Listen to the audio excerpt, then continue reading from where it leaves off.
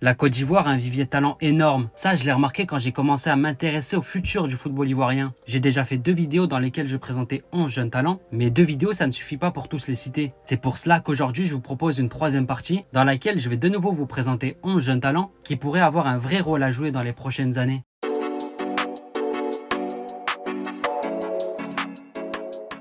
Au poste de gardien, Yaya Fofana et Mohamed Koné sont en pole position pour devenir les futurs gardiens de la sélection. Mais dans le même temps, Ivan Konan s'affirme lui aussi comme un gardien prometteur. Élu meilleur gardien du tournoi Maurice Revello, Konan a prouvé qu'il avait beaucoup de talent. Il a à peine 17 ans et il est en train de s'imposer avec les jeunes éléphants. Il est actuellement avec l'équipe U23 et commence à gagner sa place dans le 11 de départ. Il joue à l'Olympique Lyonnais, il est d'ailleurs surclassé avec les U19. Il a fait une grosse saison avec les jeunes de l'OL, ce qui lui a permis de faire la reprise avec les pros. L'Olympique Lyonnais compte beaucoup sur lui à l'avenir et pourrait lui faire confiance dès la saison prochaine avec l'équipe réserve. Konan est en train de passer les paliers rapidement car c'est un gardien à fort potentiel. Il est grande taille, ce qui lui permet d'avoir une grosse présence sur sa ligne. Il est d'ailleurs plutôt bon sur les pénaltys. Son potentiel et son talent pourrait l'amener dans la sélection ivoirienne dans les prochaines années. À gauche, c'est peut-être le point faible de la Côte d'Ivoire, une ressource de talent moins conséquente que les autres postes. Clément Akpa se distingue comme le plus prometteur à ce poste, mais de lui j'en ai déjà parlé. Donc aujourd'hui, on va s'attarder sur un autre joueur qui est lui aussi très prometteur. Il s'agit de Vali Konaté. Il a 17 ans et il est déjà avec l'équipe espoir des éléphants. C'est d'ailleurs le 2e joueur le plus jeune de l'effectif. Vali Konaté est un latéral offensif qui se projette beaucoup vers l'avant et qui avale les kilomètres. Il aime déborder, centrer, apporter un plus sur le plan offensif. Son profil est vraiment intéressant car il est parfaitement adapté au football moderne. Les latéraux doivent savoir défendre, mais aussi attaquer. Et sur ces deux aspects, Konaté répond présent. Et c'est pour cela que son profil a plu à un grand club français. Il s'agit de l'AS Monaco qui sont en passe de trouver un accord avec son club. Une ascension éclair pour le jeune Konaté. À 17 ans, il s'est révélé dans le championnat ivoirien avec le Racing Club d'Abidjan. Il a été un joueur important et a permis à son équipe de remporter la Coupe nationale. Grâce à ses performances dans le championnat ivoirien, il a réussi à intégrer la sélection U23. Et maintenant, la suite pour lui, ça sera de s'imposer à l'AS Monaco comme l'a fait Wilfried Singo. Et ensuite, pourquoi pas le voir en sélection prochainement. En charnière centrale, la Côte d'Ivoire compte déjà une base solide, avec Evan Ndjika, Odilon Kosno ou encore Ousmane Diomandé. Les défenseurs, c'est pas ce qui leur manque. Et pourtant, d'autres joueurs ont de gros potentiels et pourraient intégrer la sélection à l'avenir. À commencer par le jeune crack Bi Abdulkader Yameogo. Arrivé au club Bruges en septembre 2023, il suit les traces d'un certain Odilon Kosno. Formé dans le même club à l'ASEC Mimosas, Yameogo est arrivé en Belgique dans l'espoir de s'affirmer en Europe. Pour l'instant, sa trajectoire se passe comme prévu. Il a intégré l'équipe réserve de Bruges, il a fait une saison complète avec 18 matchs joués et il a également connu sa première apparition avec les pros au mois de février. Yameogo est un défenseur polyvalent, capable de jouer dans l'axe et également capable de jouer en tant que latéral. Il est solide dans les duels et se fait rarement déborder en 1 contre 1. Il a fait la reprise avec l'équipe professionnelle et maintenant il aura à cœur de s'imposer avec les grands. Le 2e défenseur central qui pourrait intégrer la sélection à l'avenir, c'est Kwame Oton. Actuellement, il évolue aux Émirats Arabes Unis et il fait partie de la meilleure équipe du championnat, mais aussi de la meilleure équipe du continent asiatique, car avec son équipe, il vient de gagner la Champions League. Kwame s'est vite affirmé comme l'un des meilleurs défenseurs en Asie. C'est d'ailleurs le 5e défenseur à avoir la plus grosse valeur marchande. Depuis maintenant 4 ans, il réalise de grosses saisons. Il est performant et régulier. Il enchaîne les top matchs, les trophées, et le championnat émirati commence à devenir trop petit pour lui. Il a commencé sa carrière là-bas, il s'est tout de suite affirmé, mais maintenant, s'il espère intégrer la sélection ivoirienne, il devra sans aucun doute changer de championnat. Ça tombe bien car l'année passée, des clubs européens étaient chauds pour le recruter, notamment le Royal Antwerp, le Club Bruges et le Stade de Reims. Son profil attire l'attention car il a toutes les qualités que les clubs recherchent, c'est-à-dire costaud sur le plan défensif, il a un gros gabarit, il mesure 1m88, donc autant dire que dans les duels, c'est dur à se le farcir. Il est aussi à l'aise à la relance, capable de trouver des passes intéressantes. Il a en fait toutes les qualités que demande le haut niveau. Il compte 0 sélection avec la Côte d'Ivoire, mais c'est possible qu'à l'avenir on le voit porter les couleurs des éléphants. À droite, j'avoue j'ai un peu triché, je n'ai pas mis un latéral, j'ai mis un joueur plus offensif. Car j'ai déjà parlé de 3 joueurs qui me semblent être super prometteurs. Déjà évidemment Wilfried Singo qui est déjà installé en sélection. Il y a aussi 2 autres joueurs, Gueladoué et Luc Zogbe, qui vont se batailler pour les prochaines années. Et je ne pense pas que d'autres joueurs pourraient rivaliser avec eux. Donc le joueur que j'ai choisi, c'est Lasso Koulibaly. Ce n'est pas un latéral, lui c'est plus un ailier. Un ailier de percussion qui mise beaucoup sur sa vitesse pour faire des différences. Il n'hésite pas à aller défier son vis-à-vis en 1 contre 1, car c'est un joueur audacieux qui prend des risques sur son côté. Quand on va voir ses stats, on voit directement qu'il a fait partie des meilleurs ailiers du championnat danois l'année passée. Il a été l'un des meilleurs dans les dribbles, avec un total de 51 dribbles réussis. Si on le compare à Simo Adjingra par exemple, il a réussi un dribble de plus. Il a été aussi l'un des joueurs à provoquer le plus de fautes, avec 62 fautes remportées au total. Il est tellement vif et rapide que c'est dur à le tenir. Ses performances au Danemark ne sont pas passées inaperçues, car il a signé pour 2 millions d'euros à l'AG Auxerre en Ligue 1 française. Avec Auxerre, il a attendu à ce qu'il devienne le leader offensif de l'équipe et le joueur qui fait des différences sur son côté.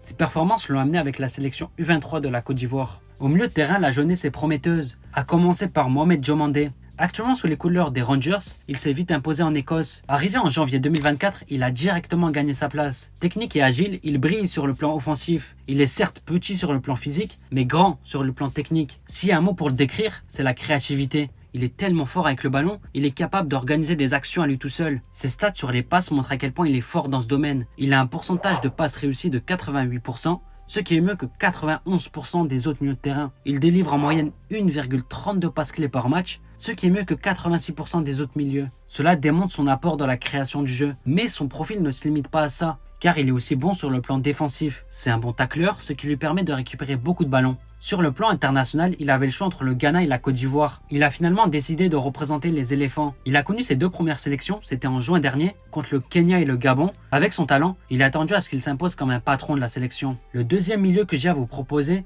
c'est Bandama Junior. Il a été impressionnant lors du tournoi Maurice Révélo avec les U20. On l'a vu rayonner durant cette compétition. Il a été l'un des atouts majeurs de son équipe, qui a atteint la finale, mais malheureusement ils ont perdu contre l'Ukraine. Ce qu'on en ressort de ce tournoi, c'est que Bandama Junior est l'un des joueurs les plus prometteurs de sa génération en Côte d'Ivoire, mais aussi de sa génération du monde. Fort avec le ballon, il ne panique pas sous la pression adverse, il garde son calme et sa sérénité. Capable de trouver des passes vers l'avant, ça aussi c'est l'une de ses grosses qualités. Sur le plan défensif, il est aussi important, il se bat à chaque duel et récupère pas mal de ballons. Tout comme Vali Konaté, Bandama Junior évolue au Racing Club d'Abidjan. Il a fait une grosse saison et a été récompensé comme étant le meilleur joueur de son équipe. D'ailleurs, c'est lui qui a marqué le but de la victoire qui a offert la coupe à son équipe. Ses heures en Côte d'Ivoire sont désormais comptées, car de nombreux clubs européens sont prêts à le recruter. Avec son talent, il est prédestiné à un avenir brillant. Le troisième milieu qui pourrait s'installer dans les prochaines années, c'est Amadou Koné. Il a 19 ans et il est déjà avec les U23. C'est un milieu du stade de Reims, il commence petit à petit à se faire de la place avec les pros. L'année passée, il a beaucoup joué en Ligue 1, 16 matchs au total. C'est un milieu assez polyvalent, capable de jouer numéro 6, numéro 8 et numéro 10. Il a les qualités pour jouer à ces 3 positions. Maintenant, concernant ses qualités, déjà, il est puissant physiquement, mais surtout, je dirais qu'il est très bon sur le plan défensif. Ses stats parlent d'elles-mêmes, il est dans le vert de partout. Que ce soit dans les tacles, les tirs bloqués ou encore les interceptions, il fait partie des tout meilleurs à son poste. On peut le dire, défensivement, il est intraitable. Il est certes très bon sur le plan défensif, mais pêche encore sur le plan technique. Avec encore plus de temps de jeu, il va gagner en expérience et par la même occasion, s'affirmer de plus en plus en Ligue 1. Préparez-vous, maintenant on s'attaque à l'un des joueurs les plus prometteurs du football ivoirien. C'est Malick Alkouye. Il vient de signer à Brighton en Première Ligue et il a attendu à ce qu'il s'impose dans le meilleur championnat du monde. Son ascension a commencé il y a quelques mois à peine, c'était en Suède. Il a directement marqué les esprits. En 12 matchs, il a fracassé le championnat suédois et a vite attiré les convoitises des plus grands clubs du monde. D'abord annoncé à Liverpool, le transfert n'a pas pu se faire. Ensuite, le Bayern Munich et Manchester United se sont mêlés à la course. Mais au final, c'est Brighton qui a réussi à l'attirer pour 7 millions d'euros. Alkouye a épaté la Suède par son incroyable volume de jeu et sa capacité à tout faire sur le terrain. Son profil ressemble beaucoup à celui d'N'Golo Kanté, à savoir un joueur qui court de partout et qui récupère énormément de ballons. Par contre, il a un truc que Kanté n'a pas, c'est son jeu balle au pied. Sa qualité technique est l'une de ses forces et il est capable parfois de beaux gestes sur le terrain. Et ça, la Première Ligue raffole des joueurs comme lui. Maintenant, sur le plan international, son choix n'a pas été fait. Il est né au Mali, mais il a fait toute sa formation en Côte d'Ivoire. La tendance actuelle est favorable aux éléphants, maintenant il faut attendre l'officialisation. Au poste d'ailier, la Côte d'Ivoire pourra compter sur Bazoumana Touré. Lui aussi il entraîne tout casser dans le championnat suédois. En l'espace de seulement 10 matchs, il a été 5 fois décisif avec 3 buts et 2 passes D. C'est un ailier capable de dribbler avec une certaine facilité et décontraction. Il a une aisance technique qui est assez rare pour être soulignée. Il va constamment défier son adversaire en 1 contre 1 et prend souvent le dessus. La preuve étant qu'il s'est hissé à la 4e place des meilleurs dribbleurs du championnat suédois, avec une moyenne de 5 dribbles réussis par match. Ses performances depuis son arrivée en Suède en mars 2024 a fait exploser sa valeur marchande. Il a signé dans son club pour 400 000 euros. Aujourd'hui, sa valeur est estimée à 3 millions d'euros. Une ascension fulgurante qui attire les convoitises. De gros clubs européens s'intéressent à lui, notamment le Celtic Glasgow qui sont en bonne position pour le recruter, mais aussi Crystal Palace qui montre un vif intérêt. Bazoumana Touré va bientôt passer un palier dans sa carrière. C'est quasiment acté avec tous les prétendants qui sont à ses pieds. Maintenant, on reste à savoir s'il pourra reproduire ce genre de performance au plus haut niveau. Au poste d'avant-centre, la Côte d'Ivoire a beaucoup de talent et récemment un nouveau jeune attaquant est en train d'émerger. Il s'agit de Patrick Wotro, auteur de grosses prestations avec les jeunes éléphants, notamment lors du tournoi Maurice Révélo où il a été élu 3e meilleur joueur de la compétition. Il a inscrit 4 buts au total et a clairement fait partie des joueurs les plus impactants de son équipe.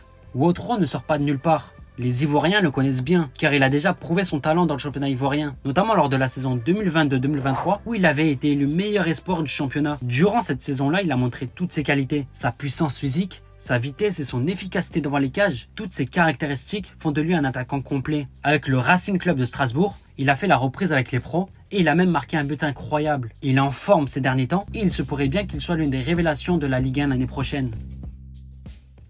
Avec tous les talents que la Côte d'Ivoire compte dans ses rangs, les supporters se mettent à rêver grand. Après le triomphe en Coupe d'Afrique, ils veulent désormais conquérir la scène mondiale. Et avec tous ces talents qui arrivent en sélection, les supporters ont le droit de rêver. Les attentes sont très élevées et il est crucial que ces jeunes joueurs répondent aux espoirs d'une nation de passionnés.